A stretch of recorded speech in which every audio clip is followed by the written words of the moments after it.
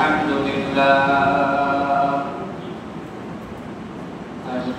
لله الذي جعل الشمس والقمر بحسبان والنجم والشجر يسجدان وفضل زمانا على زمان كما فضل مكانا على مكان وإنسانا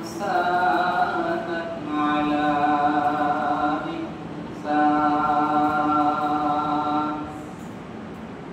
ونشهد أن لا إله إلا الله وحده لا شريك له لا ضد له ولا ند له ولا مثل له ونشهد أن سيدنا وسندنا وحبيبنا وحبيب ربنا وطبيبنا وطبيب قلوبنا ومولانا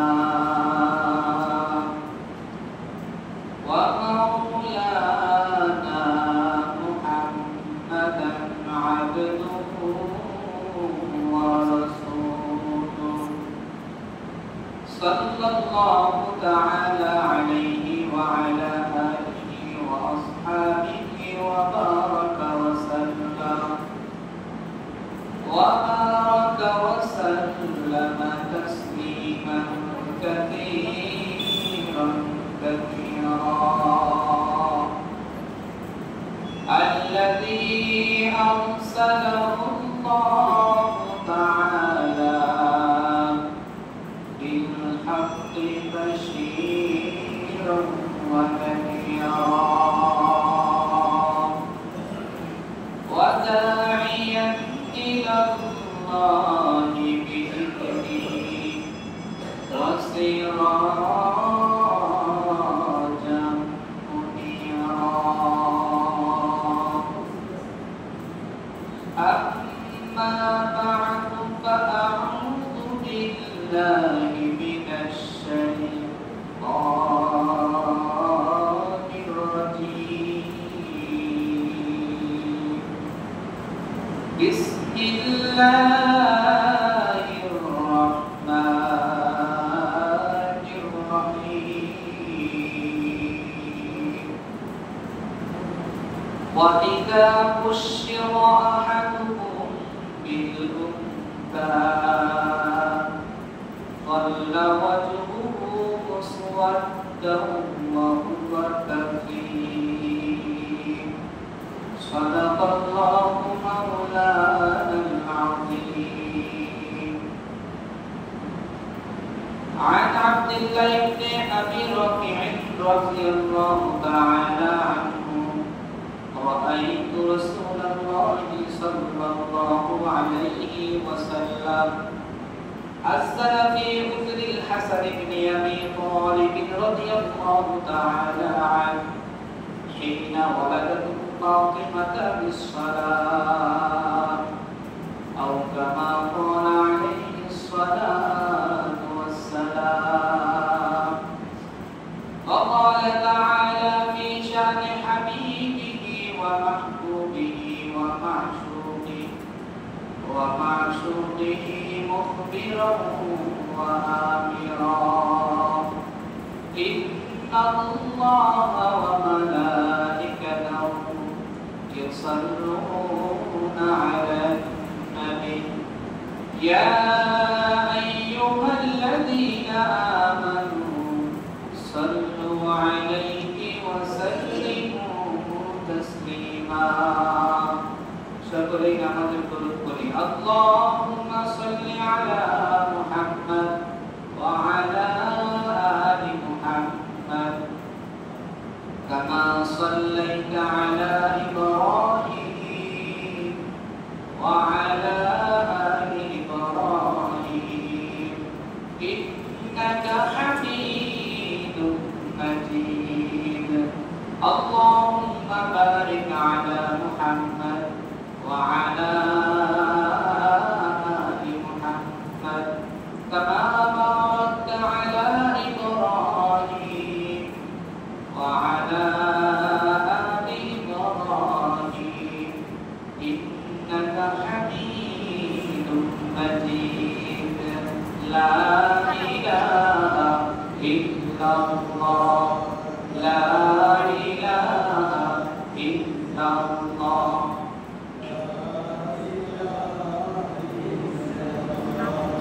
محبت الشهد لا إله إلا الله لا إله إلا الله لا إله إلا الله لا إله إلا الله لا إله إلا الله لا إله إلا الله لا إله إلا الله لا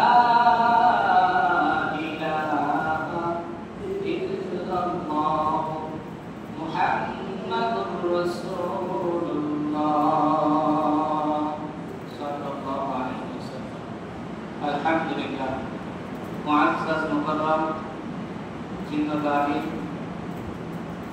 জামে মসজিদের সম্মানিত মুসলিম ইকরাম আল্লাহ সুবহানাহু ওয়া তাআলা রব্বুল কারীমের দরবারে অসংখ্য অগণিত শুকর ও সুজুদ যে মহান রব্বুল কারীম বড় দয়া করে মায়া করে মহব্বত করে ভালোবেসে আজ পবিত্র জুমার দিন গরিবের হজের দিন আল্লাহ পাকের সবচেয়ে দামি জায়গা মসজিদে আল্লাহ পাকের সবচেয়ে বড় হুকুম জুমার নামাজ আদায়ের জন্য আপনাকে আমাকে সবার আগে আগে আসার বসার সুযোগ এবং তৌফিক দান করেছেন। এই জন্য আমরা খুশি না বেদা আল্লাহ তাআলা যে আগে আগে আসার তৌফিক দিয়েছেন কথাটা মনে হয় ভালো করে বুঝেন নাই। অনেকে এই একই টাইমে দেখবেন এখন গাড়িতে আছে, আবার অনেকে অসুস্থ হয়ে হসপিটালে চলে গেছে, অথচ নিয়ত করছে আজকে জুমার নামাজটা আদায় করবে, কিন্তু আসার সুযোগ হয় নাই। আপনাকে আমাকে আল্লাহ আসার সুযোগ করে দিয়েছেন, এই জন্য খুশি না বেদা শুকরিয়া আদায় করি আলহামদুলিল্লাহ। আল্লাহ পাক রব্বুল আলামিন যখন বান্দা এরকম শুকরিয়া আদায় করে আল্লাহ খুব খুশি হয়। আল্লাহ তাই বান্দা তুমি শুকরিয়া আদায় করছো আর আমি আল্লাহ তাআলা তোমাকে কিছু দিব না, এটা হতে পারে না। তোমাকে যেই পরিমাণ নিয়ামত আগে দিয়েছিলাম আরো কোটি গুণে বাড়ায় দিলাম। সুবহানাল্লাহ। লা ইন শাকারতুম লা আযীদান্নাকুম। শুকরিয়া আদায় করবে আমি আল্লাহ অবশ্যই বাড়াই দেব। ওয়ালা ইন কাফারতুম, আর যদি আমার শুকরিয়া আদায় না করো ইন্না আযাবি লাশাদীদ। বান্দা আমার আযাব বড় কঠিন, আমার আযাবকে ভয় করো। আল্লাহ তাআলা আমাদেরকে আল্লাহ পাকের আযাব থেকে আমাদেরকে হেফাজত করেন আমিন। আজকে আমাদের আলোচনার বিষয় হলো সন্তানের 12টা হক। পৃথিবীতে আমরা মা বাবার হক সম্পর্কে মোটামুটি জানি, পিতামাতার কি হক, পিতামাতার সাথে কি কি আচরণ ছেলে সন্তান করবে। তো আমরা আগে জানতে হবে আমাদের সন্তান দুনিয়ায় আসার পরে বড় হওয়ার পরে না আপনারা আমার হক আদায় করবেন, কিন্তু সন্তান দুনিয়ায় আসবে আসার আগে থেকে শুরু করে এবং আসা পর্যন্ত বড় হওয়া পর্যন্ত একটা বাবা এবং মায়ের 12টা হক আছে। কয়টা হক? 12টা। এই 12টা হক যদি আমি আপনি আদায় করতে পারি তাহলে আশা করা যায় আমার সন্তান আমার সাথে সুষ্ঠু সুন্দর ভালো ব্যবহার উপহার দিবে। দেখেন এই 12টা ব্যবহার আজকে আমরা হাদিস থেকে দলিল সহকারে আমরা এক একটা করে ইনশাআল্লাহ আলোচনা করব। তো আমরা অন্য কথা না বাড়িয়ে মূল আলোচনার ভিতরে ঢুকে যাই। প্রথম 1 নম্বর হচ্ছে একটা সন্তান দুনিয়ায় আসার পরে তার ডান কানে এবং বাম কানে দুই কানে কি করতে হয়? আযান দিতে হয়। এটা আমরা জানি। এই যে ডান কানে এবং বাম কানে আযান, এটা কোথা থেকে আসছে? রাসূল সাল্লাল্লাহু আলাইহি ওয়াসাল্লাম তার জামানায় ফাতিমা রাদিয়াল্লাহু তাআলা আনহার সন্তান যখন হাসান দুনিয়ায় আসছে, নামাজের আযানের মতো ডান কানে আযান বাম কানে আযান দিয়ে তিনি প্রথমে এই আযান চালু করেছেন। সুবহানাল্লাহ। দলিল আবু দাউদ শরীফের 5105 নম্বর হাদিস। عن عبد الله بن ابي رافع رضي الله تعالى عنه رايت رسول الله صلى الله عليه وسلم عزى في اذن الحسن بن ابي طالب رضي الله عنه حين ولدته ফাতিমাতা বিস-সালাত। হযরত আব্দুল্লাহ ইবনে আবি রাফি থেকে হাদিসটি বর্ণিত। তিনি বলেন, দুনিয়ায় যখন হযরত আলী রাদিয়াল্লাহু তাআলা আনহুর সন্তান হাসান আগমন করলেন, ওই সময় আল্লাহর রাসূল নিজে নামাজের মতন ডান কানে আযান এবং বাম কানে ইকামত দিয়ে আল্লাহর রাসূল বুঝাইলেন, একটা সন্তানের বাবার থেকে প্রথম হক হলো তার ডান কানে আযান এবং বাম কানে ইকামত শেখা। এইটা হওয়ার পরে আল্লাহর রাসূল সাল্লাল্লাহু আলাইহি ওয়াসাল্লাম বলেন, দুই নাম্বার তোমার হক হলো একটা সন্তান দুনিয়ায় যখন আসবে এই সন্তানটাকে তাহনিক করা। তাহনিক কি? তাহনিক হলো একজন হক্কানি বুজুর্গ আলেমের তাকে সম্ভব হলে বাড়িতে দাওয়াত দিয়ে নিয়ে আসা, আর না হলে তার কাছে সন্তানটাকে নিয়ে যাওয়া। এই ছোট্ট সন্তানকে তার কাছে নিয়ে যাবে, নিয়ে যাওয়ার পরে ওই হক্কানি আলেম, একজন বুজুর্গ আলেম, তিনি একটা খেজুর হালকা একটু মুখে নিয়ে চিবাবে। তাহনিক কারে বলে এটা আগে বুঝে গেছে। তাহনিকটা কি? হালকা একটু খেজুর মুখের ভিতরে নিয়ে চিবাবে, চিবানোর পরে এরপরে পাতলা করে, যেহেতু বাচ্চা মানুষ তো চাবাইতে পারবে না, ওই তার মুখের লালা দিয়ে পাতলা করে হাতের আঙ্গুলি দিয়ে অল্প একটু বের করে বাচ্চাটার উপরের মাড়ির ভিতরে সে হাতে লাগিয়ে দিলে বাচ্চা চুষে চুষে ওটা খাবে। আবার বলছি, একজন হক্কানি আলেমের মুখের লালা থেকে একটু খাজুর চিবায়া তারপরে তার উপরের মাড়িতে লাগাই দিবে, এটাকে তাহনিক বলা হয়। আর দলিল কি দেখেন, আল্লাহ রাসূল সাল্লাল্লাহু আলাইহি ওয়াসাল্লাম, দলিল বুখারী শরীফের 3909 নম্বর হাদিস। আল্লাহ রাসূল বলেন, আন আসমা বিনতে আবি বকর আনহুমা ক্বালাত আন্নাহা হামরাত বি আব্দুল্লাহ ইবনে সুবাইর রাদিয়াল্লাহু তাআলা আনহু খরাজতু আনা মুতিমুন ফাআতাইতুল মাদিনাতা ফানাযালতু বিকুবা। আমাদের আবু বকর রাদিয়াল্লাহু তাআলা আনহু বড় একজন সাহাবা প্রসিদ্ধ, ওনার একজন মেয়ে আছে আসমা রাদিয়াল্লাহু আনহা, ওনার থেকে হাদিসটা বর্ণিত। উনি বলেন যে আমি যখন বাচ্চা প্রসব হবে একটা ভাব, এরকম মুহূর্তে আমি মদিনার দিকে রওনা হইলাম। তো কুবা নামক জায়গায় যখন আমি গেলাম, যাওয়ার পরে আমার সন্তান দুনিয়া, তার নাম হলো জুবায়ের। এই জুবায়ের দুনিয়ায় আসছে। এই জুবায়ের রাদিয়াল্লাহু তাআলা আনহু একটা ঐতিহাসিক সন্তান ইসলামের মধ্যে। কেন ঐতিহাসিক সেটা একটু পরে বলতেছি। এই জুবায়ের রাদিয়াল্লাহু তাআলা আনহু আসলো, আসার পরে আসমা বিনতে আবু বকর বলতেছে, আমি আমার এই সন্তানটাকে নিয়ে নবীজির হাতে দিলাম, কোলে দিলাম উঠায়া। দেখেন এই সন্তানটার কি ভাগ্য। এই সন্তানটাকে নবীর কোলে দেওয়ার পরে নবীজি সাল্লাল্লাহু আলাইহি ওয়াসাল্লাম তার মুখে একটা খেজুর দিলেন।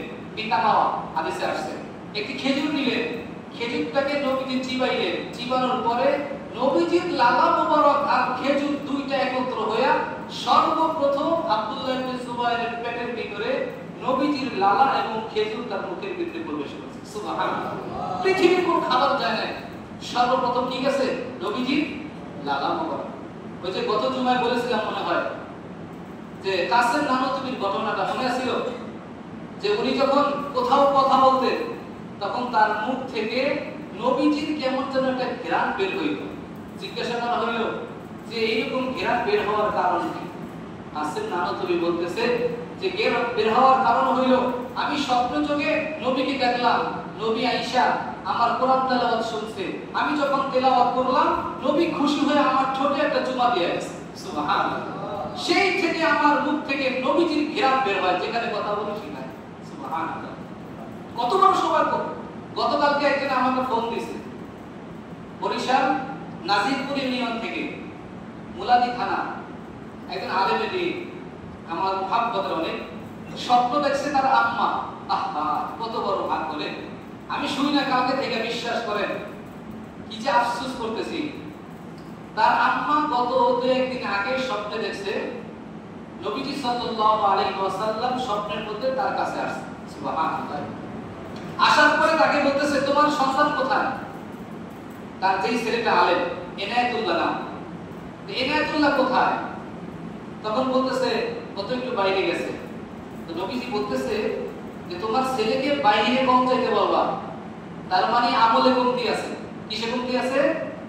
আমলের প্র্যাকটিক্যাল দেখাইতেছে। তোমার ছেলেকে বাইরে কম যাইতে বলবা, যদি বাইরে বেশি যায় তাহলে কিন্তু আমি আমার কাছে নিয়ে আসবো। এই কথা বলার পরে ঘুম ভেঙে গেছে। তার মা তার সন্তানকে বলল, আমি তো এই স্বপ্ন দেখেছি। তো উনি আমার বলতেছে, হুজুর স্বপ্নের ব্যাখ্যাটা কি? বলে আমি বললাম যে আল্লাহর রাসূলকে যারা স্বপ্নে দেখে এটা 100% সত্য। আল্লাহ তাআলা হাদিসে কুদসির মধ্যে জানায় দিয়েছেন যে আমার নবীর স্বপ্নটা যদি কেউ দেখে, শয়তান কোনোদিন আমার নবীর সফল ধরার এই দুঃসাহস জীবনও পায় না, কিয়ামত পর্যন্ত করতে পারবে না। সুবহানাল্লাহ। যদি কেউ স্বপ্নে দেখে যে নবীকে দেখছে, তো সে বাস্তবে নবীকেই স্বপ্নে দেখছে, এখানে কোনো ভেজাল নাই। আর যে ব্যক্তি নবীকে স্বপ্নে দেখবে, রাসূল বলে আমাকে যে স্বপ্নে দেখছে ঈমানের সাথে এবং আমল পর্যন্ত ছিল, সে আমার সাথে জান্নাতে থাকবে। এজন্য আল্লাহ নবীকে স্বপ্নে দেখার জন্য একটা দোয়া সব সময় করবেন, আল্লাহুম্মা রযুকনা শাহাদাতান ফি সাবিলিকা ওয়াজআল মাউতিনা ফি বালাদি রাসূলিকা। আল্লাহ আমাকে শাহাদাতের মৃত্যু দিয়ে, আর আপনার নবী যেখানে ঘুমায় ওই দেশে আমার মরণটা দিয়ে। ওই দেশে যদি আমার মরণ হয়, নবীর দেশে আমার মরণ, নবীর সাথে আমার কবর, তো আমি নবীকে দেখা হয়ে গেল। সুবহানাল্লাহ। আল্লাহ আমাদের সবাইকে জীবনে একবার, আমি তো প্রায় সময় মাশাআল্লাহ আমার মুসল্লিরা ভালো জানে, আমি প্রত্যেকটা দোয়ায় দুইটা দোয়া থাকে। একটা হলো আল্লাহ জীবনে একবার হলো সোনার মদিনায় যাওয়ার তৌফিক দিন, কি বলি না এইটা। আরেকটা হলো আল্লাহ জীবনে একবার হলেও নবীকে স্বপ্নে দেখার তৌফিক দিন। সবাই বলেন আমিন। আল্লাহ আমাদের সবার জন্য যেন কবুল করে, বলেন আমিন। তো যেটা বলছিলাম 2 নম্বর তাহনিক, সন্তানের হক। একজন বাবার থেকে সন্তান প্রাপ্য, 2 নম্বর সে তাহনিক করবে, এটা তার জন্য অধিকার। সেটা করাইলে তার অনেক খায়ের বরকত আল্লাহ তাআলা দান করবে। আরেকটা বিষয়, আমাদের অনেকের যখন কন্যা সন্তান হয়, মানে মেয়ে যাদের হয়, অনেক সময় কপালটা একটু কি করে উস্কে কালো কালো একটা ভাব দেখায়। প্রথম মেয়ে, আবার দ্বিতীয় মেয়ে, তৃতীয় মেয়ে। আমাদের এলাকায় একটা ঘটনা হয়েছে, বউরে তালাক দিয়ে দিতে লাগছে। একে একে 3টা মেয়ে হওয়ার পরে বউকে বসে এবার যদি মেয়ে হয় তাহলে তালাক দিয়ে দেব। তাহলে ওনার কথা দিয়ে কি বোঝা যায়, সন্তান সব ওই মহিলাই দেয় নাকি? সন্তান দেওয়ার মালিক কে? লিল্লাহি মা ফিস সামাওয়াতি ওয়া মা ফিল আরদ ইয়াখলুকু মা ইয়াশাউ ইয়াহাবু লিমান ইয়াশাউ ইনাসা ওয়া ইয়াহাবু লিমান ইয়াশাউ যুকুর আও ইউযাওwijuhum যুকরানা ওয়া ইনাসা ওয়া ইয়াজআলু মান ইয়াশাউ আকীমা। আল্লাহ কয় আমি আল্লাহ তাআলা কাউকে ছেড়ে দেই, আবার কাউকে মেয়ে দেই। যারা মেয়ে দেই শুধু মেয়ে দেই, আবার যারা ছেড়ে দেই শুধু ছেলে দেই। আবার দেখবা কাউকে ছেলেও দেই মেয়েও দেই, আবার কাউকে ছেলেও দেই নাই মেয়েও দেই নাই। ওয়া ইয়াজআলু মান ইয়াশাউ আকীমা। তার বানায় রাখছি অনেক দেশে অনেক কি কয় আটপুরা কয় বন্দা কয় বিভিন্ন জিনিস। বইয়ের ভাষা বন্দা, আর আমরা হচ্ছে আল্লাহর বান্দা। এটা কি বান্দা শব্দ, ওটা হচ্ছে বন্দা। যার ছেলে মেয়ে কিছু হয় না, এ হচ্ছে বন্দা। এটা বানায় রাখছে কে? যে আপনি রাগ করলেন, আবার বেশি মেয়ে হইলে কপাল কুস্তানি দেয়। আল্লাহ এটা বলছে ওয়াইদা আহাদুকুম ওয়াইদা কুশিরা আহাদুকুম, যখন তোমাদের কাউকে এক সুসংবাদ দেওয়া হয়, কিসে? বিল উনসা, একটা মেয়ের যখন সুসংবাদ দেওয়া হয়, কয় যাল্লা ওয়াজহুহু মুসওয়াদ্দা, এই চেহারাটাকে একবারে কালো করে ফেলায়। আল্লাহ কইতেছে সূরা নাহলের 58 নম্বর আয়াত, আল্লাহ জানাইলেন সূরা নাহলের 58 নম্বর আয়াতের ভিতরে ওয়াইদা বুশিরা আহাদুকুম, যখন তোমাদের কাউকে সুসংবাদ দেওয়া হয়, বিল উনসা, একটা মেয়ের সুসংবাদ দেওয়া হয়, যাল্লা ওয়াজহুহু মুসওয়াদ্দা, চেহারাটাকে একবারে কুচ কালো করে ফেলায়। সাবধান, ওই মেয়ে তো তোমার ঘরের যে বিবি আছে উনি দেয় না, মেয়ে দিয়েছেন কে? আল্লাহ। আল্লাহ একটা মেয়েকে যখন এক ঘরে পাঠাইলাম, কেমন যেন একটা জান্নাতের সুসংবাদ আল্লাহ তাকে দান করে দিয়েছে। সুবহানাল্লাহ। হ্যাঁ, হাদিসে নিয়ে আসছে ওই মেয়েটাকে যদি দ্বীনি শিক্ষায় শিক্ষিত করে পরিপূর্ণ সে মৃত্যু পর্যন্ত তাকে রাখতে পারে, তো এই বাবা একটা জান্নাতের সুসংবাদ পেয়ে। সুবহানাল্লাহ। আল্লাহ আমাদের সবাইকে এই কথার প্রতি আমলের তৌফিক দান করেন, বলেন আমিন। তাইলে একটা বাবার সন্তানের প্রতি যে 12টা হক, 1 নম্বর হক কি? কানে আযান, 2 নম্বর তাহনিক করানো। এবার আসেন 3 নম্বর। 3 নম্বর আল্লাহ রাসূল সাল্লাল্লাহু আলাইহি ওয়াসাল্লাম বলেন, একজন সন্তান যখন দুনিয়ায় আসবে, আসার পরে তার জন্য বরকতের দোয়া করা। যেমন আমরা সন্তানের খবর যখন ছড়ায় যায়, আত্মীয় স্বজনরা দেখবেন খুশিতে দেখতে আসে, আসে না? তো আসার পরে কি করে জানেন? যেটা আমাদের সমাজে বর্তমান অবস্থা, মোবাইলটা দিয়ে, গজবের মোবাইলটা দিয়ে আগে তো একটা ছবি তোলে। ওই মেয়েটার নতুন আজকে আসলো বাচ্চাটা, ছেলে হোক আর মেয়ে হোক, কতগুলো ছবি দিলাম, তারপরে আগে ফেসবুকে পোস্ট করে। কি আপনাদের এলাকায় নাই এরকম আছে? আগে ফেসবুকে দেয় আমি আজকে একটা সন্তানের বাবা হইলাম। আপনি তো নষ্ট করতেছেন। রাসূল বলল একটা সন্তান নবজাতক দুনিয়ায় আসলে তার প্রথম কাজ হলো কি? তার জন্য বরকতের দোয়া করা। দেখেন আল্লাহ রাসূল হাদিসে বলছে স্পষ্ট, আবু দাউদ শরীফের 5106 নম্বর হাদিস, আল্লাহ রাসূল বলতেছে আন আয়েশা রাদিয়াল্লাহু তাআলা আনহা قالت كان رسول الله صلى الله عليه وسلم يؤتى ইদা বিসসিবিয়ান ফায়াদউ লাহুম বিল বারাকা। যখন কোন সন্তান দুনিয়ায় আসতো আর নবীজির কাছে নিয়ে আসা হতো, আম্মা আয়েশা বলতেছে সঙ্গে সঙ্গে নবীজি ফায়াদউ লাহুম বিল বারাকা, দুই হাত উঠায়া এই সন্তানের জন্য বরকতের দোয়া করতেন। সুবহানাল্লাহ। আর আমরা হইছি বরকতের ছবি মোবাইলে পাঠাই। আল্লাহ গজব থেকে আমাদেরকে হেফাজত করেন, সবাই বলেন আমিন। 4 নম্বর সংক্ষেপে যেতেছি, যেহেতু 12টা বিষয় আলোচনা, এটা আমরা সবাই যারা আমরা পিতা হয়ে গেছি আলহামদুলিল্লাহ, আমাদের সন্তান যাদের আছে আমাদের এই 12টা বিষয় খুব মাথায় রাখতে হবে। আর যারা এখনো পিতা হয় নাই তারাও মাথায় রাখেন, আল্লাহ যদি দেয় একটা সময় আপনি পিতা হবেন, এজন্য আপনারও মাথায় রাখা দরকার। 4 নম্বর আল্লাহ রাসূল বলেন আকীকা করা। আলহামদুলিল্লাহ এই বিষয়টা এলাকার ভিতরে খুব, আমি আসার পরে দেখলাম যে এলাকার ভিতরে আকীকার প্রভাবটা খুব ভালো। আলহামদুলিল্লাহ এটা খুব ভালো একটা কাজ। আল্লাহ রাসূল বলেন যদি কেউ আকীকা করে সন্তানের, তো সন্তানের রোগ শোক এবং সন্তানের কষ্ট এগুলোর আকীকার মাধ্যমে আল্লাহ তাআলা দূর করিয়ে দেন। সুবহানাল্লাহ। আমরা আস্তে আস্তে আকীকার কয়েকটা বিষয় শুনবো। 1 নম্বর হলো যে আকীকা কয়টা প্রাণী দিয়ে দিব, 2 নম্বর হলো আকীকা কততম দিনে দিব, এবং আকীকা কোন পশু দিয়ে দিব, পশুটা কি ছেলে হবে না মেয়ে হবে, এরকম প্রশ্ন থাকে। এরপরটা হলো আকীকার গোশত খাওয়া যাবে কি যাবে না, এই কয়েকটা বিষয়। তো 1 নম্বরে আমরা আসি। আল্লাহ রাসূল সাল্লাল্লাহু আলাইহি ওয়াসাল্লাম বলতেছেন যে আকীকার ব্যাপারে 1 নম্বর কথা, কোন দিন করব আমরা, 7 দিন না 40 দিন নাকি 21 দিন? হাদিসের মধ্যে 3টা কথা আসছে। নাসাই শরীফের 4220 নম্বর হাদিস, আল্লাহ রাসূল বলেন ক্বালা রাসূলুল্লাহ সাল্লাল্লাহু আলাইহি ওয়াসাল্লাম আল আকীকাতু কুল্লু গুলামিন, আকীকা প্রত্যেকটা বান্দার সাথে লাগানো, অর্থাৎ প্রত্যেকটা বান্দার আকীকা করতে হবে। কুল্লু গুলামিন মানে প্রত্যেকটা গোলামের জন্য, প্রত্যেকটা মানুষের জন্য। বিআকীকাতিহি তুসবাহু আনহু ইয়াওমা সাবিহি, প্রত্যেকটা প্রাণীকে সে জবাই করবে। সাবিহি মানে 7ম দিন, বাচ্চা হওয়ার 7ম দিনে। এটা মোটামুটি আমরা জানি 7 দিনের দিন একটা নাম রাখতে হয়, আকীকা করতে হয়। এটা হলো প্রথম মাসালা। এরপরে আরেকটা বর্ণনা আসছে, আল্লাহ রাসূল সাল্লাল্লাহু আলাইহি ওয়াসাল্লাম বলেন যে মাথার চুলগুলো যখন 7 দিনের দিন সে ফালায় দিল, এই চুলটা দিয়ে এখন কি করবে? আমরা অনেক সময় চুলটাকে ডাস্টবিনে ফালায় দিই না, এই প্রথম চুলটা খুব দামি। বাচ্চার প্রথম চুলটাকে স্বর্ণকারের দোকানে নিয়ে ওজন করবে, যতটুকু ওজন হয় এরপরে রূপার পরিমাণ আল্লাহর রাস্তায় টাকা সদকা করে দিবে। এটা আল্লাহ রাসূল হাদিসে বলেছে। তিরমিজি শরীফে 1519 নম্বর 1519 নম্বর হাদিস, আল্লাহ রাসূল বলে قال رسول الله صلى الله عليه وسلم يا فاطمه احلقي راسه, হে ফাতেমা, নবীর মেয়েকে বলতেছে, হে ফাতেমা তুমি তোমার সন্তান হাসানের মাথাটাকে মুন্ডায় দাও। প্রথমেই কথা বলছে মাথাটাকে মুন্ডায় দাও। তারপরে ওয়াতাসাদদাকি বিসরাতি শা'রিহি ফিদ্দা, আর যে চুলটা আছে চুল পরিমাণ স্বর্ণ অথবা রূপা, ফিদ্দা মানে রূপা, এই চুল পরিমাণ রূপা ওজন করে এর যে দিরহাম, হাদিসে আছে দিরহামের কথা মানে টাকা, এই টাকাটা আল্লাহর রাস্তায় তুমি সদকা করে দাও। আল্লাহ রাসূল বলেন কেন? ফাকানা ওয়াজনু দিরহামান আও বা'দা দিরহামিন, কেন না এই যখন সে দিরহাম পরিমাণ চুল পরিমাণ দিরহাম আল্লাহর রাস্তায় দান করে দিল, তো আল্লাহ তাআলা এই বাচ্চাটাকে বিপদ আপদ বালা মুসিবত থেকে হেফাজত করেন। সুবহানাল্লাহ। এরপরে আসেন তিরমিজি শরীফের আরেকটা হাদিস, আল্লাহ রাসূল সাল্লাল্লাহু আলাইহি ওয়াসাল্লাম বলেছেন আকীকা 7, 14, 21 তিনটা দিন। আমি যেটা আগে বলছিলাম আকীকা করার ব্যাপারে 3টা মত পাওয়া যায় হাদিসের মধ্যে। 7ম দিনেও করতে পারি আমরা, এবং 21তম দিনেও করতে পারি, এবং 24তম দিনেও করতে পারি। দেখেন হাদিসের মধ্যে আসছে আল্লাহ রাসূল সাল্লাল্লাহু আলাইহি ওয়াসাল্লাম বলতেছেন আল আকীকাতু তুসবাহু লিসাবিঈন, প্রথম কথা আকীকা তোমরা 7ম দিনে করতে পারো। 2 নম্বর কথা আউলি আরবাই আশারা, অথবা তোমরা 10 এবং 4 কত হলো 14, তোমরা 14তম দিনে আকীকা করতে পারো।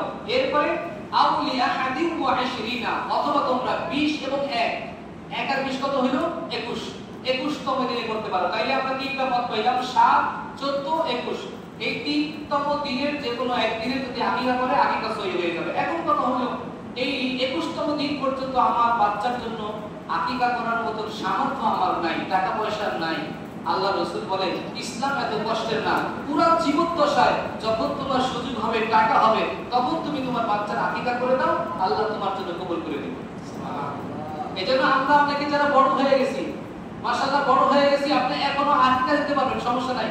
আপনার বয়স 70, আপনার আকীকা আপনি দিয়ে দেন, কুরবানির সাথে দিতে পারেন, অথবা এক্সট্রা কোনো সময় দিতে পারেন, আপনি দিয়ে দিন, কোনো সমস্যা নাই। আল্লাহ আমাদেরকে তৌফিক দান করেন, আমিন।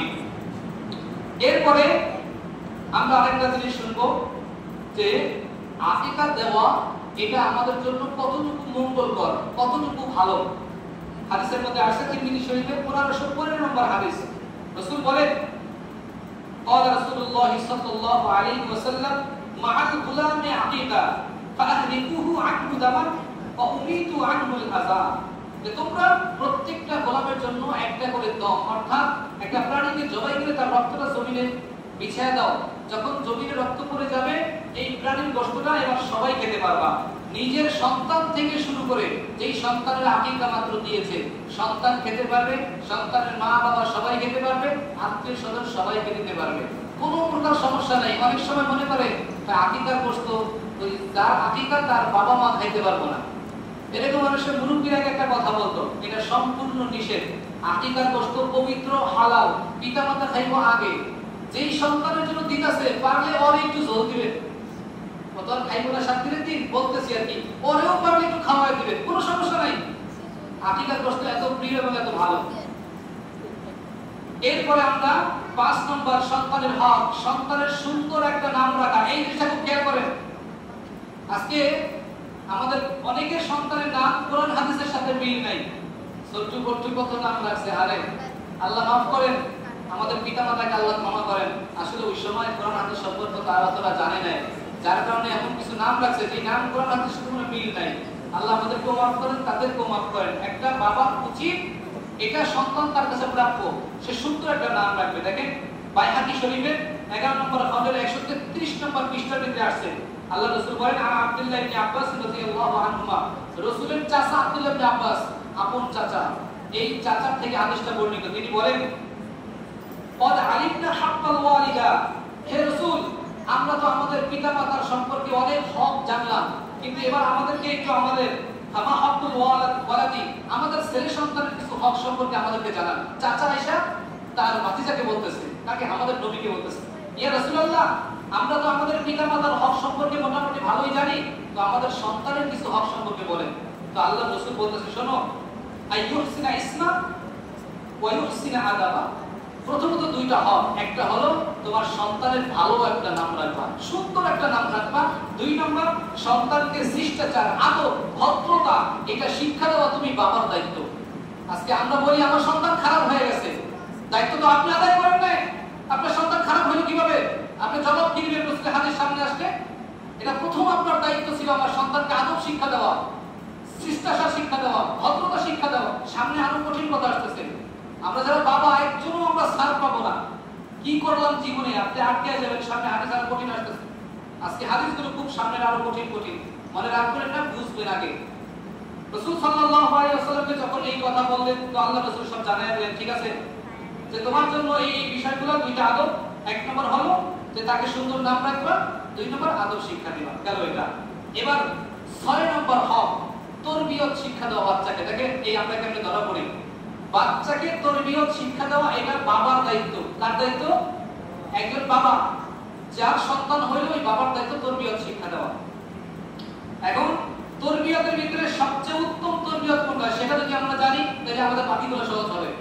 যতগুলো তরবিয়ত আছে এর ভিতরে উত্তম শ্রেষ্ঠ তরবিয়ত হলো বাচ্চাকে সর্বপ্রথম নামাজের শিক্ষা দেওয়া। কিসের শিক্ষা দেওয়া? নামাজের। দেখেন হাদিসের প্রমাণ আবু দাউদ শরীফের 495। আমি কিন্তু প্রত্যেকটা হাদিস রেফারেন্স সহকারে এবং আজকে থেকে ভিডিও চালু করছি। এই কথাটা বলি কেন বলতেছি শুনেন। যেমন আমি এখানে কি আলোচনা করতেছি, এখানে গোয়েন্দা সংস্থা থাকতে পারে, সরকারি পক্ষ থেকে গোয়েন্দা আসতে পারে, এটা আপনি জানবেন না। সিভিল আসবে, আসার পরে আমার কথাগুলো রেকর্ড করে নিয়ে যাবে। আমার কথার সাথে কাটশিট করে আমি বলছি একরকম, সে কথা অন্যভাবে কাটশিট করে কথাটা লাগায় দিবে। অমুক এলাকার অমুক ইমাম সাহেব এই কথা বলছে সরকার বিরোধী কথা বলছেন, কথাটা লাগায় দিয়া তারপরে আমার নামে মামলা, মসজিদের বিরুদ্ধে মামলা, দুইটা নিয়ে দুই ইমাম সাহেব। এই জন্য বর্তমান মিডিয়ার যুগ, ট্যালেন্ট সবার থাকতে হবে, চোখ পরিপূর্ণ রাখতে হবে খোলা, নাক কান যদি খোলা না থাকে আমি আপনি সবাই বোকার সঙ্গে বসবাস করি না হবে। এই জন্য আমি এই জিনিসটা খুব প্ল্যান করলাম না, আসলেই এটা খুব জরুরি দরকার। আমার একটা কথা উনি বলতে উল্টা, আমি আমারটা যেন দেখাইতে পারি। আচ্ছা আমি আমার এই জুমা এত তারিখে কি আলোচনা করছি সব আমারটা আছে পুরোপুরি, আপনার কাছে কাটাকাটি, আমারটা শুনেন তাই যেতে বাইরে যাবো, কি বলেন? হ্যাঁ যাই হোক। তো এই জন্য আমার কেউ মন খারাপ করেন না, কিনে ক্যামেরা বসাইছে ওই জায়গায় আমরা বসতে পারি না, কেউ রাগ করেন না। হ্যাঁ তো যাই হোক, শিক্ষার ভিতরে এক নম্বর শিক্ষা কি বললাম? নামাজ শিক্ষা দেওয়া। দেখেন আবু দাউদ শরীফের 4495 নম্বর হাদিস, ক্বালা রাসূলুল্লাহ সাল্লাল্লাহু আলাইহি ওয়াসাল্লাম মুরু আওলাদাকুম বিস-সালাহ, আল্লাহ রাসূল বলে তোমরা তোমাদের সন্তানকে সর্বপ্রথম নামাজের আদেশ করো যখন বয়স হবে 7। কয় বছর? একটু ছাড় আছে এদিকে বোঝা গেল 7 বছর পর্যন্ত আর লাগবে না। আল্লাহ রাসূল বলতেছে মুরু আওলাদাকুম বিস-সালাহ ওহুম আবনাউস সাবঈ সিনিন, যখন তোমার বয়স, সন্তানের বয়স হবে 7 বছর, তখন থেকে নামাজের আদবের কথা বলতে হবে। তো 7 থেকে 8, 9, 10 এই 3 বছর আবার বাচ্চার একটু ছাড় আছে। 3 বছর পর্যন্ত মায়ের পিঠের কথা বলে নাই। নবী বলেছেন যখন 10 বছর হবে আর খাতির নাই। 10 বছর বলে কি নাই? এবার বাবার সন্তান দেখেন কত কঠোর। আল্লাহ রাসূল বলে অদ্রিবুহুম আলাইহা ওয়া হুম আবনাউ 10 সিনিন, তোমার সন্তানকে তুমি লাঠি দিয়ে প্রহার করবা, মারবা, পিটাইবা যখন তোমার সন্তানের বয়স হবে 10 বছর। অনেকের কাছে জিজ্ঞাসা করলে ভাই সন্তান বড় হয়ে গেছে, ওনার গায়ে দিতে পারি? নবী কি কইলো? গায়ে হাত দিতে পারেন না মানে আপনি বাবা, আপনার সন্তানের প্রতি যতদিন সন্তান বেঁচে থাকে আপনি বেঁচে থাকেন, সন্তান যত বড় হোক, যত কোটিপতি হোক, হাদিসের মধ্যে আসছে সন্তান সমস্ত টাকা পয়সা যা ইনকাম করলো এই সব বাবার এখতিয়ার আছে সন্তানকে না জানায়া সব আল্লাহর রাস্তায় দান করে দেওয়া। এটা বাবার এখতিয়ার জন্য তার সন্তান, কিন্তু উল্টা পথে খরচ করতে পারবে না। ভালো পথে সব দিয়ে দিতে পারবে, সন্তান বলতে পারবে না আব্বা আপনি এটা কেন বলেন, কারণ সে তার বাবা, তার অধিকার অনেক উপরে, বলার এখতিয়ার নাই। অতএব এখান থেকে বুঝেন এই বাবা আবার অপর দিকে ঠেলেন। সন্তানকে মারা, পিটানো, ধমক দেওয়া ইসলামের জন্য বয়সের কোনো গুণ নাই। সন্তান বড় তাতে কি হয়েছে? নামাজের জন্য বলতে হবে, তুমি বসে থাকতে পারবা না। আজকে আলহামদুলিল্লাহ আমরা ফজরে ডাকাডাকি আমল করতেছি, মাশাআল্লাহ, বাপেও আসে ঘরের থেকে, সন্তানেও আসে, অনেক ঘর থেকে আসে না ভাই, আলহামদুলিল্লাহ আসতেছে। আবার অনেকের সন্তান আসতেছে না। আমি তাদেরকে বিনয়ের সাথে বলবো নামাজ 1 নম্বর যেহেতু, অতএব আমার সন্তানকে নামাজের জন্য কোনো প্রকার ছাড় আমি আজকে থেকে দিব না। সন্তানকে বলবেন তোমার মতো সন্তান আমার দরকার নাই, তোমার কারণে যদি আমাকে জাহান্নামে চলতে হয় তাহলে তোমাকে দিয়ে আমি কি করব? তুমি আমার কেমন সন্তান হইলা যে বাবার এতটুকু মঙ্গল চাও না আমি মৃত্যুর পরে জাহান্নাম থেকে বাঁচি? তুমি দুনিয়াতে টাকাওয়ালা হইলা আর তুমি এতটুকু চাও না যে আমি জাহান্নাম থেকে বাঁচি? না, তুমি তো এটা চাও না। যদি চাইতা তাহলে তুমি আগে নামাজ পড়তা। এই হাদিস থেকে বোঝা যায়। এজন্য ভাই সন্তানকে বুঝাইবেন। আমাদের বড়রা বয়ানের ভিতরে বলে, আমি যখন 1 বছর তবলিগে ছিলাম, সালের ভিতরে মুরব্বীরা বয়ানের ভিতরে বলছিলেন এখানে যত মানুষ আছে সবাইকে বলছিলেন, আচ্ছা এখানে যত মানুষ আল্লাহর রাস্তায় সবাই এলাকাতে আসছেন, সবাইকে বলতেছে আপনাদের সন্তানরা কি নামাজ পড়ে? বেশিরভাগ মানুষের হাত উঠাইছে, না নামাজ তো পড়ে না, বিয়ে করছে, বড় হয়েছে, সন্তান আছে, রাতে কিসের না? তখন হুজুর বলতেছে আপনি আপনার সন্তানকে নামাজ পড়ানোর জন্য কতটুকু চেষ্টা করছেন? তো বলতেছে খুব চেষ্টা করছি, বলার কোনো বাকি রাখি নাই। তো হুজুর আমার পাল্টা প্রশ্ন করলেন, কোনদিন কি আপনি আপনার সন্তানের পাও ধরছিলেন? না, এটা তো করি নাই। তা করছেন নাকি আপনি? আপনার সামনে আপনার সন্তানকে জাহান্নামের আগুনে জ্বলতে হবে, তখন আপনি চোখের পানি ফালায় কাঁদবেন হাসরের ময়দানে, এক বিন্দু ছাড় দেওয়া হবে না। তা কেন আপনার সন্তানকে পায়ে ধরে বাঁচান না? কেন পায়ে ধরতেছেন না আপনি? আপনার সন্তানের পায়ে ধরে হলেও জাহান্নামের আগুন থেকে বাঁচাবার জন্য সর্বপ্রথম তাকে নামাজ শিক্ষা দেয়। খুব জরুরি দরকার। আল্লাহ রাসূল যেই দিন ইন্তেকাল করতেছেন, আল্লাহ রাসূল বলতেছে আস-সালাত আস-সালাত আস-সালাত 3 বার বলেছেন। নবীজি মুহূর্তে ইন্তেকালের সময় জবান দিয়ে কথা বলতে পারে না, অসুস্থ হয়ে গেছে, এতটা কষ্ট হইতাছে নবীর কথা বলতে। এর ভিতরে নবীজি বলে ফেলেছে আস-সালাত আস-সালাত আস-সালাত। আমাদের আয়েশার পাশে বসা, বলে নবী সালাত সালাত নামাজ নামাজ বলতেছেন বুঝতেছি না। কয় শোনো, আমার উম্মত যেন নামাজ না ছাড়ে, আমার উম্মত যেন নামাজ না ছাড়ে। 3 বার বলছে আমার উম্মত যেন নামাজ না ছাড়ে, কারণ হাসরের ময়দানে সর্বপ্রথম আমার উম্মতকে জিজ্ঞাসা করা হবে নামাজ কি পড়ছিলা? যদি বলে হ্যাঁ ঠিক আছে, বাকি আমল সহজ করে তাকে জান্নাতি বানায় দেওয়া হবে। আর যদি নামাজের আমল ঠিক না থাকে আমার উম্মত ওই জায়গায় আটকে যাবে হাসরের ময়দানে। তার ঘাম পড়তে পড়তে এই গলা পর্যন্ত, কারণ আমি পর্যন্ত, কারণ এই ঠোঁট পর্যন্ত শ্বাস ছাড়তে পারে না। এই পর্যন্ত যদি কারো পানি থাকে ডুবা, সে কি শ্বাস ছাড়তে পারে? কত কষ্ট হয়। এই পর্যন্ত শুধু ঘাম থাকবে, এইভাবে কষ্ট করে দাঁড়ায় থাকবে 50,000 বছর। 50,000 বছর দাঁড়ায় থাকতে হবে ভাই। 50,000 সানা কোরআনের ভাষায় আছে 50,000 বছর এইভাবে দাঁড়ায় থাকবে। কেন সে আল্লাহর হুকুম মানে না? এজন্য আমার যুবক ভাইদেরকে আমি এখান থেকে একটা মেসেজ দিব। অনেক আমার এলাকার যুবক ভাইরা আলহামদুলিল্লাহ নামাজ শুরু করছে, আপনারাই বলেন মুরব্বী যারা আছেন, ফজরের সময় একটু এই দৃশ্য দেখলে একটু ভালো লাগেনি আগের থেকে? একটু ভালো লাগে ভাই?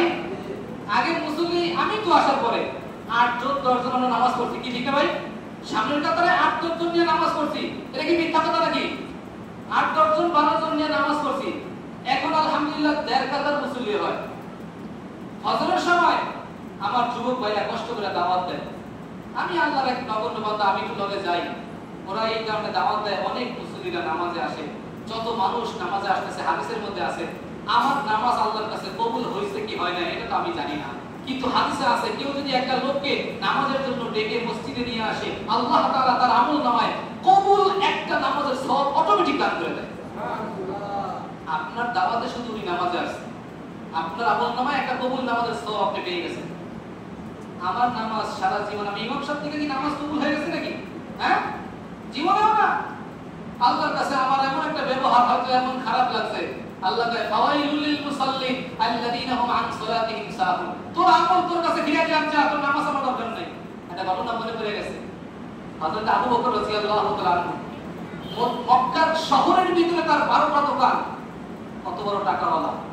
এই আবু বকর রাদিয়াল্লাহু তাআলা আনহু একদিন কাপড় বিক্রি করতেছে, একটা মহিলা কাস্টমার আসছে, কাপড় নিয়ে গেছে, কয়েকদিন পরে ওই কাপড় নিয়ে আবার ফেরত আসছে। আবু বকর বলতেছে এই কাপড়টা আপনি আমার কাছে দিয়ে গেলেন, কারণটা কি? বলতেছে আবু বকর তোমার কাপড়টা আমার পছন্দ হয় না, এইজন্য ফেরত দিলাম, আমার টাকা দিয়ে দাও। তো উনি টাকা দিয়ে দিয়েছে, ফেরত রাখছে। নবীজি বলছে যে বিক্রিত মাল ফেরত দিতে হবে, এটা মুসলমানের ব্যবসা, এটাই ব্যবসার সুন্নত। তো ওই হিসাবে এটা রাইখা দিয়েছে, টাকা দিয়ে দিয়েছে। তো এরপরে এখন আবু বকর এমন ভাবে কান্না করতেছে, সাহাবায়ে কেরাম জিজ্ঞেস করতেছে ভাই আপনি তো জান্নাতের টিকিট প্রাপ্ত 10 জনের মধ্যে একজন, অন্যতম, ঠিক না? আপনি কাঁদতেছেন কেন? আবু বকর বলতেছে ভাই আমার তো একটা কথা মনে পড়ে গেল, হাসরের ময়দানে যদি আল্লাহ তাআলা আমাকে বলে আবু বকর তোমার সব জিনিসই ভালো লাগছে কিন্তু নামাজগুলো আমার পছন্দ হয় না, এই ধরো তোমার নামাজগুলো আমি তোমারে দিয়া দিলাম, আর আমি যে ওয়াদা করছিলাম নামাজের বিনিময়ে জান্নাত, আমার জান্নাত আমারে দিয়া দাও, তোমার নামাজ তুমি নিয়ে যাও, এই কথাটা যদি আমার আল্লাহ আমাকে বলে ফেলায় আমি আবু বকরের কি অবস্থা হবে? এই জন্য আমি কান্না করতেছি। চিন্তা করেন ভাই, আমি আপনাকে যে আবু বকর, আল্লাহ রাসূল বলছে আবু বকর আমার জান্নাতের ডান পাশের চেয়ারটায় থাকবে। একটা হাদিসের মধ্যে আসছে 4 সাহাবার কথা আল্লাহ রাসূল উল্লেখ করেছেন, আবু বকর, ওসমান, আলী, ওমর, যে 70 সাহাবায়ে কেরাম। আমি নবী জান্নাতের মধ্যে যে সিংহাসনে থাকবো আমার সিংহাসনের ঠিক ডান পাশেই একটা চেয়ার থাকবে, ওই চেয়ারটায় পৃথিবীর কেউ বসতে পারবে না, আল্লাহ তাআলা ওই চেয়ারে আমার সাহাবা আবু বকরকে বসায় দিবেন। সুবহানাল্লাহ। সেই আবু বকর এরকম কান্না করে। আমি আপনি নামাজও পড়ি না, কান্নাও করি না, কোনদিন তাহাজ্জুদ করে আল্লাহর কাছে একটু কান্না করি না, আল্লাহ আমার জীবনটা আসলে কত ধোঁকায় আমি কাটাইলাম, আমার জীবনে আমি কত নামাজ বাদ দিলাম গো আল্লাহ, তোমার কত হক আমি নষ্ট করছি, কত বান্দারে আমি কত কথা বলে কষ্ট দিছি আল্লাহ, আল্লাহ তোমার কত বান্দার সাথে আমি খারাপ ব্যবহার করছি, কত জায়গায় মিথ্যা কথা বলছি, কত জায়গায় গিয়ে গোপনে গুনাহ করেছি, সব হিস্ট্রি যদি আমি আমারটা তালাশ করি আমার চাইতে বড় গুনাহগার তো আমি দেখি না জমিনে কেউ আছে। এরকম বইলা আল্লাহর কাছে কান্না করলে আল্লাহ কি বলে জানেন? আল্লাহ বলে কুল ইয়া ইবাদিয়াল্লাযীনা আসরাফু আলা আনফুসিহিম, ও বান্দা গুনাহ নিয়ে যখন আমার কাছে ফিরে আসছো আর তওবা করছো আর কান্না করছো, তোর চোখের পানি নাকের ডগায় আসার আগে আমি আল্লাহ তোর সব গুনাহ ক্ষমা করে দিলাম। কিন্তু কান্না তো করতে হবে, চোখের পানি ছাড়া জাহান্নামের আগুনকে নিভানো সম্ভব হবে না। হাদিসের মধ্যে আসছে হাসরের ময়দানে জাহান্নাম দৌড়ে আসতে থাকবে জাহান্নামীদের দিকে, নবীজি চিৎকার দিয়ে কান্না করবে আর বলবে আল্লাহ এই জাহান্নামকে তাড়াতাড়ি ফিরাও, তাড়াতাড়ি ফিরাও, আমার উম্মতকে তো সব শেষ করে ফেলাবে। হাসরের ময়দানে 70,000 ফেরেশতা আল্লাহ তাআলা দিবেন, 70,000 শিকল লাগাইবে জাহান্নামের গলার ভিতরে, এক একটা শিকলে 70,000 ফেরেশতা, আলাদা আলাদা 70,000 শিকলে, একটা শিকলে যদি 70,000 ফেরেশতা হয় চিন্তা করেন কত বিলিয়ন ট্রিলিয়ন ফেরেশতা ধরে রাখছে, জাহান্নাম আটকে রাখতে পারে না, গর্জন দিয়ে শুধু সামনের দিকে আসে আর বলে হাল মিন মাজিদ, আল্লাহ আরো কি বাকি আছে নি, আমার পেটে তাড়াতাড়ি দাও, আমার পেটে খুব ক্ষুধা, জাহান্নামীদেরকে তাড়াতাড়ি দাও, নাফরমানগুলোকে আমাকে দাও, যারা দুনিয়ায় তোমার হুকুম মানে নাই, কথা শুনে নাই, ইসলাম মোতাবেক চলে নাই, নামাজ রোজা ঠিকমতো করে নাই, এগুলোরে আমার পেটে তাড়াতাড়ি দাও। নবী বলবে আল্লাহ জাহান্নামকে তাড়াতাড়ি ফিরা, নাহলে হাসর ময়দান তো কায়েম করতে পারবো না, আমি সুপারিশ করতে পারবো না। এরকম করে যখন বলতে থাকবে তো দেখবে জাহান্নাম কোনোভাবেই সরতেছে না। হঠাৎ করে দেখবে যে জাহান্নাম একেবারে নিস্তেজ, একেবারে নরম হয়ে পিছন দিকে দৌড়াইতেছে। ফেরেশতারা বলবে আল্লাহ আমরা এত কোটি কোটি ফেরেশতা মিলে ধরে রাখতে পারলাম না। একজন ফেরেশতার শক্তি কেমন জানেন? আল্লাহ রাসূল হাদিসের মধ্যে বলেছে হযরত জিবরাইলের যে পাখাগুলো 500 পাখার আল্লাহ তাআলা থাকে, এই 500 পাখার ভিতরে 600 পাখা, একটা পাখায় এই পরিমাণ শক্তি। হাদিসে আছে জিবরাইল যদি একটা পাখা দিয়ে এরকম একটু বাতাস দেয়, আমরা পাখা দিয়ে বাতাস করি না, ওরকম যদি একটা পাখা দিয়ে একটু বাতাস দেয়, সাত আসমান সাত জমিন পুরো পৃথিবী ভেঙে চুরে চূর্ণচার হয়ে যাবে। তার পাখার বাতাসটা এত গতি। এরকম 600 পাখা যে দেহের ভিতরে লাগাইছে, ওই দেহটা কত বড়, ওই দেহটার শক্তিটা কি? এরকম কত ফেরেশতা, কোটি কোটি ফেরেশতা জাহান্নাম ধরছে, তাই না রাখতে পারে না। হঠাৎ কি রে জাহান্নাম নিস্তব্ধ হয়ে গেছে একেবারে। তো জিজ্ঞেস করে ফেরেশতারা আল্লাহ আমরা এত শক্তি দিয়ে জাহান্নাম রাখতে পারলাম না, আরে জাহান্নাম হঠাৎ এরকম হয়ে গেল, কারণটা কি? আল্লাহ বলবে আমার দুনিয়ায় গুনাহগার বান্দারা গুনাহ করার পরে আমার কাছে আইসা তওবা করে কান্না করছে, ওই কান্না করার সময় যে চোখের পানি বের হয়েছিল আমি আল্লাহ ওই চোখের পানি বৃথা যাইতে দেই নাই। আমি খুব যত্ন করে আমার বান্দার চোখের পানিটা আমি রাইখা দিছি, ওই চোখের পানিটা জাহান্নামে ছিটিয়ে দেওয়ার সাথে সাথে জাহান্নাম পুরা নীরব হয়ে গেছে। সুবহানাল্লাহ। এইজন্য মেরে ভাই আমার আপনার জীবনে একবার হলো দুইবার হলো একটু মাঝে মধ্যে ভোরাইতে উঠা তাহাজ্জুদ কইরা কান্না করার চেষ্টা করব, পারবো তো ইনশাআল্লাহ? আল্লাহ আমাদের সবাইকে সেই তৌফিকটা দান করেন, বলেন আমিন। তো সন্তানের যে 12টা হক নিয়ে আলোচনা করেছিলাম, আমরা 6 নম্বর পর্যন্ত আলোচনা এসেছি। 7 নম্বর থেকে ইনশাআল্লাহ আল্লাহ তাআলা যদি বাঁচায় রাখে সামনে থেকে আমরা বাকি আলোচনাগুলো করব। যে আলোচনাগুলো করলাম আল্লাহ আমাদের সবাইকে সহি কথাগুলো মানার এবং আমল করার তৌফিক আমাদের সবাইকে দান করেন, বলেন আমিন। ওয়া আখিরু দাওয়ানা আলহামদুলিল্লাহি রাব্বিল আলামিন। যারা আমরা পরে আসছি 4 রাকাত সুন্নাত নামাজ